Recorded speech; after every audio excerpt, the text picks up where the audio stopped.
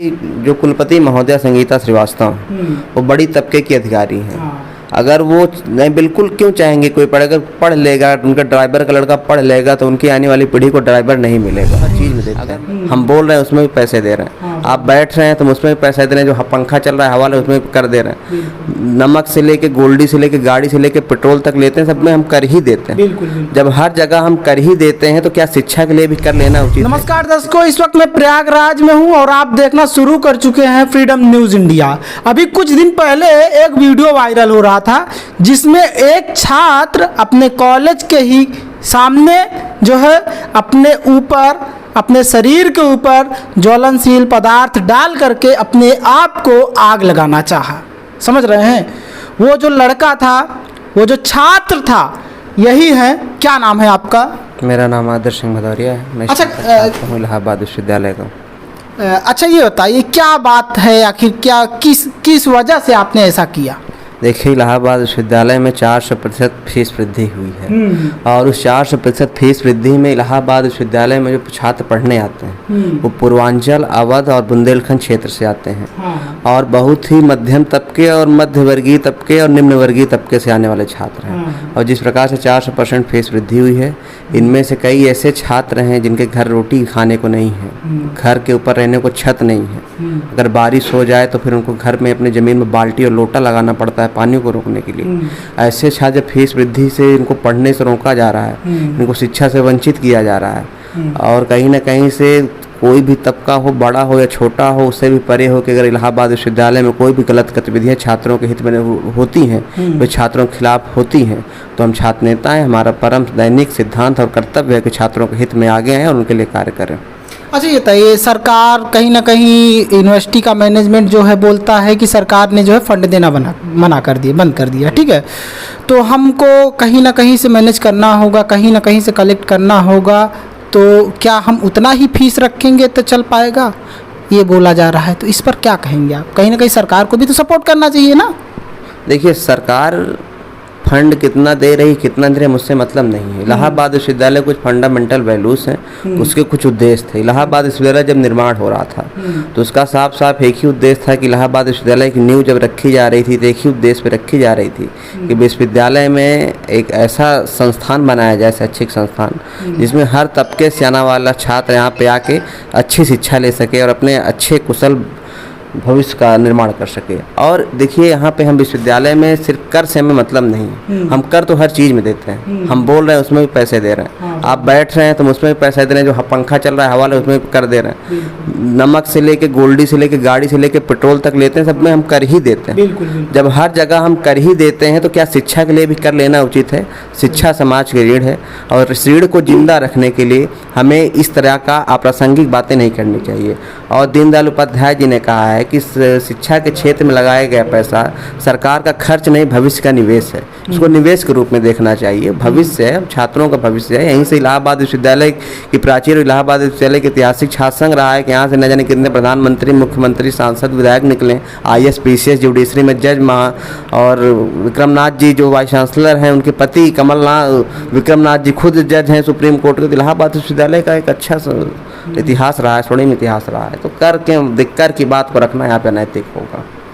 तो अब आप ये जान लीजिए दर्शकों, हमारे यहाँ जब सरकार नहीं चुनी रहती, नहीं आई रहती सत्ता में, तो ये बोलते हैं पार्टी वाले नेता, ये बोलते हैं कि जब हम आएंगे तो एजुकेशन इस तरह से करेंगे, एजुकेशन में डेवलपमेंट करेंगे, शिक्षा को और बेहतर करेंगे।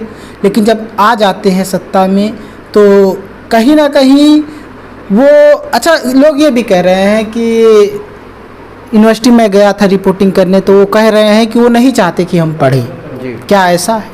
एकदम बिल्कुल, कौन चाहेगा कि हम पढ़े हैं? यदि जो कुलपति महोदया संगीता श्रीवास्तव वो बड़ी तबके की अधिकारी हैं, अगर वो नहीं बिल्कुल क्यों चाहेंगे कोई अगर पढ़ लेगा, उनका ड्राइवर का लड़का पढ़ लेगा तो उनकी आने वाली पीढ़ी को ड्राइवर नहीं मिलेगा। अगर मजदूर का लड़का पढ़ लेगा तो उनके घर में नौकर नहीं मिलेगा। और हमारे जैसे लोग जो निम्न और मध्यवर्गीय परिवार से आते हैं वो पढ़ लेंगे तो कहीं ना कहीं जो IAS और PCS की सीट है उस पर हम और आप जाके विराजमान होंगे।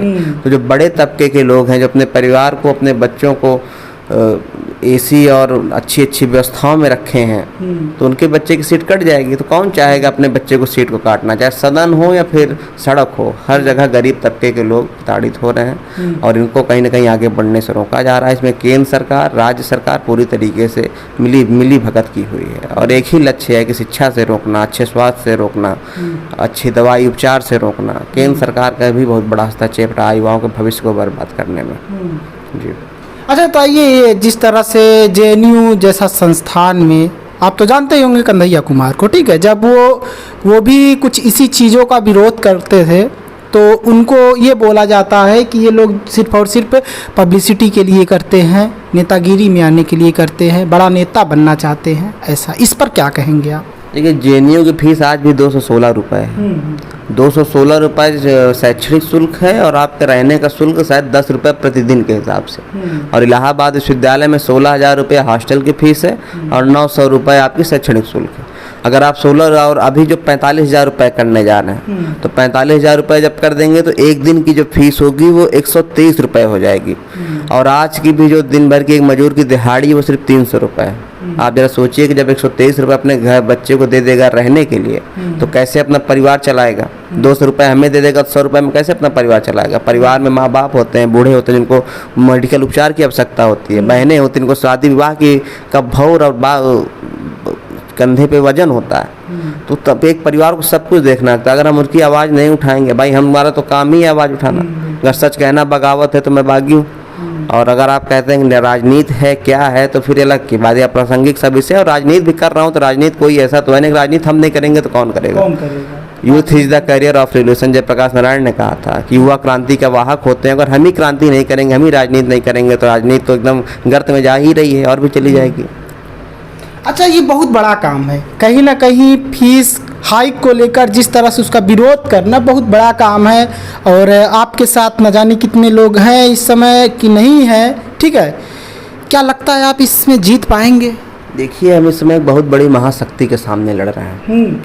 ऐसी महाशक्ति जो अपने बट और वोट के नीचे प्रशासन को भी दबा के रखती है, जुडिशरी को भी दबा के रखती है। जुडिशरी को दबा के रखने का इन द सेंस है कि उनके पति स्वयं सुप्रीम कोर्ट में जस्टिस हैं विक्रमनाथ, तो उनका भी बहुत बड़ा दबाव लोड है।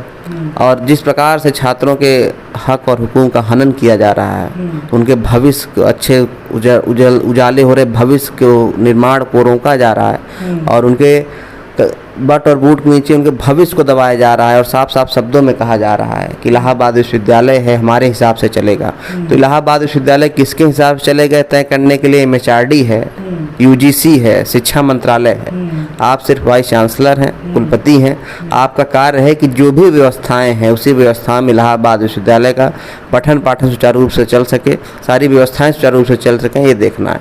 आपका काम यह बताना नहीं है कि इलाहाबाद विश्वविद्यालय ख़त्म हो जाएगा, इलाहाबाद विश्वविद्यालय समाप्त हो जाएगा।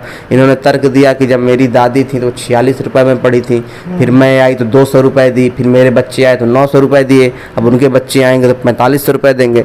तो कहीं ना कहीं से तर्क नहीं है। एक महिला का तर्क ये होना चाहिए कि जब मेरी दादी पढ़ी तो 45 थी, जब मेरी माँ पढ़ी तो 100 थी, अब मैं एक ऐसी कुलपति इलाहाबाद विश्वविद्यालय बनने जा रही हूँ कि मेरे बनने के बाद यहाँ पे छात्र फ्री में पढ़ेंगे। अगर इस प्रकार की बातें होती तो थोड़ा सा सोचने योग्य होती और कहीं ना कहीं सम्मानजनक बातें होती। और पूरी तरीके से संवादहीनता हावी है। आपातकाल का दौर ऐसे आप कुछ दिन पहले कोरोना काल था, उस दौरान आपातकाल की व्यवस्था लागू कर दी गई थी। हमारे मौलिक अधिकार को हमसे छीन लिया गया था, हम अपने घर से भी बाहर नहीं निकल सकते थे। तो कहीं ना कहीं सेम यही व्यवस्था इलाहाबाद विश्वविद्यालय में वर्तमान समय में हावी हो चुकी है। संवादहीनता ही है। किसी भी चीज़ का अगर कोई समस्या है तो उसका समाधान बात करने से ही निकलता है। जब हम बात करने जाते हैं तो हमको सस्पेंड बता दिया जाता है। अच्छा, और सस्पेंडेड है जी। और उसके बाद भी ये देखिए, मेरे पास आई कार्ड इलाहाबाद विश्वविद्यालय का है। इलाहाबाद विश्वविद्यालय का आई कार्ड है। जो बात सस्पेंशन की रही तो मैंने उनको स्पष्टीकरण के लिए मैंने लेटर भी लिखा था, अभी तक उसका कोई नहीं निकल के आया। अच्छा, कितने ऐसे बच्चे हैं जिनको सस्पेंड कर दिया गया है या फिर जिनको और जो है सस्पेंड करने वाले हैं, ऐसे कितने बच्चे होंगे? देखिए, जो भी इस तानाशाही हुकूमत के खिलाफ अपने मुंह खोलता है, आवाज़ उठाता है, उसको सस्पेंड कर देते हैं। सीधा साधा इनके पास एक बहुत ही आसान सा। तो फिर सैकड़ों बच्चे हैं तो सारे को सस्पेंड कर देंगे? सबको कर दे रहे हैं। जो अपने हक और हुक्म के लिए लड़ेगा, जो इनको सदन रोड सड़क ऑफिस से निकाल के सड़क पे लाके खड़ा करेगा, उसको सस्पेंड कर देंगे। काउंसलिंग का डेट भी जारी कर दिया जा रहा है, सारा सिस्टम भी बता दिया जा रहा है, रूल्स रेगुलेशन भी आ गए हैं ट्विटर पर। क्या लगता है कि आपको ये लोग आपकी बातों का, जिस तरह से आप लड़ रहे हैं गरीब बच्चों के आने वाले भविष्य के लिए, ठीक है, इस पर लगता है कि ये सरकार या फिर क्या कहते हैं जो कॉलेज का, यूनिवर्सिटी का जो मैनेजमेंट है, सुनेगा? जी बिल्कुल चल सुनेगा। एक वालिद साहब का शेर है कि हवा का काम है चलना, दिए का काम है जलना। वो अपना काम करती है, मैं अपना काम करता हूँ। तो जिस प्रकार से तानाशाही हावी है वो अपना काम कर रही है, मैं अपना काम कर रहा हूँ। लाख एडमिशन करा लें, लेकिन अगर मैं सच के लिए अडिग होकर लड़ रहा हूँ तो मैं लड़ता रहूँगा। अच्छा, आप जो जिस तरह से उस दिन किए थे, ज्वलनशील पदार्थ अपने बॉडी के ऊपर डाल करके जो कर रहे थे, और बहुत ज़्यादा वो चीज़ें बहुत ज़्यादा हाईलाइट हुआ, हर तरफ पूरा देश देखा उसको, ठीक है। तो लोग कह रहे हैं कि ये कहते हैं कुछ लोगों के आवे में ऐसे ये सब कर रहे हैं, कुछ पार्टियों के जो बहकावे में कर रहे हैं, क्या ऐसा है?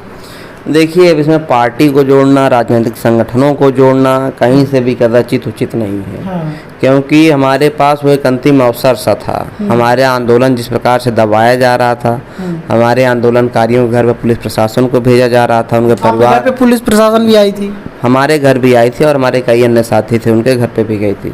तो पूरी तरीके से घर वालों को दबाव मिला कि इस आंदोलन को समाप्त करने की कोशिश की जा रही थी। कहीं न कहीं अपने आंदोलन को बढ़ावा देने के लिए, आंदोलन को तेज करने के लिए हमने इस पर सोच कर चला था कि अगर कहीं न कहीं एक शहादत भी हो जाएगी तो मंजूर है, लेकिन जो हमारी छात्र संघ का गरिमाई इतिहास रहा उसे हम धूमिल नहीं होने देंगे। इलाहाबाद विश्वविद्यालय के छात्र संघ के अंदर जब आप कभी आएंगे तो देखेंगे शहीद लाल पदमदर जी की प्रतिमा लगी हुई है, और जितने भी हमारे छात्र संघ के पदाधिकारी हैं, फिर जो भी छात्र नेता हैं, शहीद लाल पदमदर जी के वंशज कहे जाते हैं। और शहीद लाल पदमदर जी का बहुत ही स्वर्णिम इतिहास रहा है। जब 1942 में गांधी जी के आह्वान पर ग्वालियर टैंक से आह्वान किया गया था, भारत छोड़ो आंदोलन की शुरुआत की गई थी, तो वहाँ इलाहाबाद विश्वविद्यालय में और पूरे इलाहाबाद में इकलौते छात्र नेता शहीद लाल पदमदर ऐसे थे जिनके नेतृत्व में इलाहाबाद विश्वविद्यालय के छात्र निकलते हैं और कलेक्ट्रेट में जो ब्रिटिश हुकूमत का झंडा लगा होता है उसको हटाते हैं और अपना झंडा लगाने के लिए आगे बढ़ते हैं, लेकिन आधे रास्ते में डिक्सन के द्वारा उन्हें शूट कर दिया जाता है। तो हम तो उनके वंशज हैं। उनके ऊपर एक शेर भी है कि बहुत अच्छा शेर है, रक्त बहाकर श्रृंगार करो, रक्त बहाकर श्रृंगार करो। देखिए, मैं थोड़ा सा भूल रहा हूँ उसको। अच्छा, ये बताइए कितने बच्चे इस वक्त आपके सपोर्ट में हैं यूनिवर्सिटी के? पूरा इलाहाबाद विश्वविद्यालय सपोर्ट में, पूरा सपोर्ट कर रहा है। 36,000 छात्र छात्राओं की लड़ाई। भाई फीस जो बढ़ी है सिर्फ हमारी थोड़ी ना बढ़ी है, या फिर हमारे साथ जो 10 आंदोलनकारी हैं उनकी थोड़ी ना बढ़ी है। महिला छात्रा भी साथ है, पूरा महिला वुमेन्स हॉस्टल का पूरा सपोर्ट मिल रहा है, पूरा सपोर्ट जी एकदम। तो आगे आने वाले टाइम में क्या आपका कुछ नए तरीके से कुछ जो है सरकार को घेरेंगे या फिर अपनी बात रखेंगे, किस तरह से कहेंगे? कुछ नया जो है कार्यक्रम का आयोजन करने वाले हैं, कुछ नए सिरे से? जी, कहीं ना कहीं हमारी रणनीतियाँ बन रही हैं और फिर रणनीति पे जो भी कार्य हो रहे हैं सब रणनीति पे हो रहे हैं। कल से हम स्वयं भी जाके हम अनशन पे बैठेंगे। आज कुछ पारिवारिक समस्याओं के कारण मुझे अपने घर पे आना हुआ, और कल मैं यहाँ से प्रातःकाल निकल के मैं खुद अनशन पे बैठूंगा और तब तक भोजन का त्याग करूंगा जब तक फीस वृद्धि वापस नहीं कर ली जाती है। वहाँ पर देखा ये भी जा रहा है कि जो है ज़बरदस्ती हॉस्पिटलाइज कर दिया जा रहा है बच्चों को। जी, एकदम तानाशाही में बताया ना, पूरी तरीके से तानाशाही हावी है। जिस प्रकार से आप देखेंगे ब्रिटिश शासनकाल में चले जाए 1947 के पहले का जो भारत था, कहीं न कहीं वही सेम स्थितियाँ, वही आधिकारिक दांव पे इलाहाबाद विश्वविद्यालय में आपको देखने को मिलेंगे। अच्छा, पिताजी क्या करते हैं आदर्श आप? मैं एकदम निम्न वर्गीय परिवार का छात्र हूँ। पिताजी किसान हैं, किसान परिवार है और किसानी पे ही पूरी जीविका हमारी आधारित है। अब दर्शकों सुन लीजिए, आपने सुना, किसान परिवार से आते हैं, मध्यम वर्गीय परिवार से आते हैं, और जिस तरह से ये आने वाली पीढ़ी के लिए लड़ रहे हैं, शिक्षा उनकी अधिकार है, उसको फ्री में दिया जाना चाहिए, उसके लिए लड़ रहे हैं। ये कहीं ना कहीं सबको इनके साथ आकर इनका सपोर्ट करना चाहिए, क्योंकि अच्छा ये बताइए, आज जिस तरह से ये लड़ रहे हैं, अगर आज ये नहीं लड़ेंगे, ठीक है, तो मनमाने ढंग से फीस बढ़ा दिया जाएगा, मनमाने ढंग से फिर उसके बाद जो है उनसे बच्चों से फीस वसूला जाएगा, और वहाँ पर गरीब बच्चे पढ़ते हैं। आप तो जानते हैं कि देश के कोने कोने से लोग आते हैं और वहाँ पर गरीब के बच्चे पढ़ते हैं, तो वो कैसे अफोर्ड कर पाएंगे, कैसे दे पाएंगे इतना फीस, सोचने वाली बात है ना।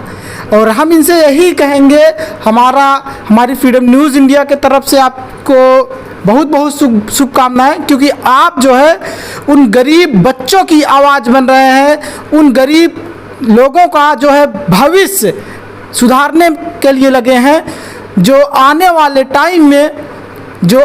टाइम में आपको ये बोलेंगे कि काश वो व्यक्ति ना होता तो शायद आज ये मनमाने ढंग से फीस बढ़ा दे। ठीक है, अच्छी बात है, लगे रहिए।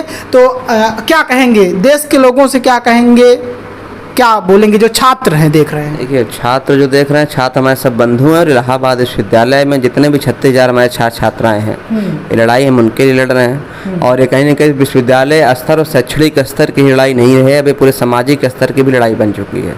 क्योंकि अगर आज आप सब अपने घरों से नहीं निकलेंगे, आज आप सब हमारी आवाज़ से अपनी आवाज़ को नहीं मिलाएंगे, तो आने वाली जो कल को पीढ़ी है हमारे आपके ही घर और परिवार से होगी, हमारे आपके भाई और बंधु होंगे। तो कहीं ना कहीं से हमें एक बहुत बड़े लांछन का शिकार होना पड़ेगा जब हमसे वो सवाल करेंगे कि भैया सर, जब इलाहाबाद विश्वविद्यालय में 4 गुना फीस वृद्धि हुई थी तो क्या उस समय आप घर में या हॉस्टल में बैठ कर दाल चावल खा के सो रहे थे, या फिर आप कहीं बाहर घूमने गए हुए थे, या फिर आप शांतिपूर्वक फीस जमा कर दिए थे? लेकिन हम उस पीढ़ी और उस वंशज से आते ही नहीं हैं। मैंने बताया कि इलाहाबाद जिले का बहुत स्वर्णिम इतिहास रहा है। यहाँ के छात्र मुखरता के साथ अपनी बात को रखते हैं और अपने हक को मांगते हैं, और मांगने से नहीं मिलता तो हक को छीन भी लेते हैं। तो आप सब साथ आइए, हमारी लड़ाई को अपनी लड़ाई समझिए। और एक शेर के साथ अपनी बात को ख़त्म करूँगा कि मैं तुम्हें आवाज़ दूंगा बड़े ही नाच के साथ, तुम भी आवाज़ मिला देना मेरी आवाज़ के साथ। जिस दिन मेरी आवाज़ में आपकी आवाज़ मिल गई, उस दिन इलाहाबाद विश्वविद्यालय ही नहीं, पूरे भारत की ऐसी भी कोई तानाशाही हुकूमत नहीं है जो इलाहाबाद विश्वविद्यालय के छात्रों का घुटने टेकने का काम न करे। धन्यवाद। तो सुना आपने, इनका कहना यह है कि हमारी आवाज़ बनिए।